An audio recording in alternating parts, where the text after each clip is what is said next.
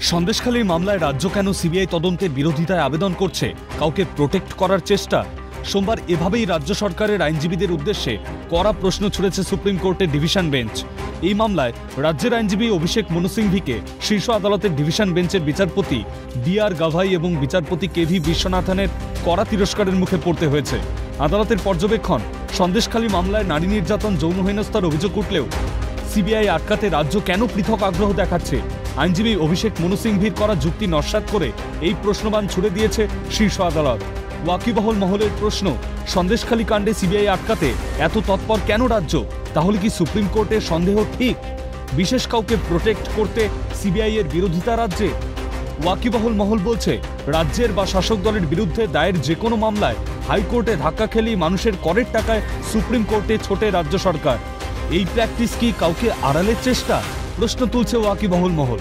নিয়োগ দুর্নীতি থেকে সন্দেশখালী কাণ্ড এই প্র্যাকটিসের অংশ বলছেন বিশেষজ্ঞরা। ওয়াকিবহল মহলের দাবি, সুপ্রিম কোর্টে বিচারাধীন শিক্ষক নিয়োগ কাণ্ডে যোগ্যদের চেয়ে অযোগ্যদের আড়ালে বেশি ব্যস্ত রাজ্য। তৈরি নিয়ম বহির্ভূত সুপার নিউমেরিক পদ, এই পদের যৌক্তিকতা নিয়ে প্রশ্ন হাইকোর্ট সুপ্রিম কোর্টের। যোগ্য অযোগ্যদের তালিকা তৈরিতে অদ্ভুত গড়িমসি এসএসসি, যোগ্যদের ঢাল করে অযোগ্যদের বাঁচানোর কৌশল রাজ্যের, সমালোচনা বিরোধী মহলে। এখানেও কি নিয়োগ দুর্নীতিতেও রাঘব বোয়ালদের বাঁচাতে কেন্দ্রীয় এজেন্সির তদন্ত আটকাতে সুপ্রিম কোর্টে দরবার করছে রাজ্য? প্রশ্ন বিরোধীদের। সুপ্রিম কোর্টে এই মামলার পরবর্তী শুনানি 16 জুলাই। স্থির হবে অনেকের ভাগ্য, বলছে আইনজীবী মহল।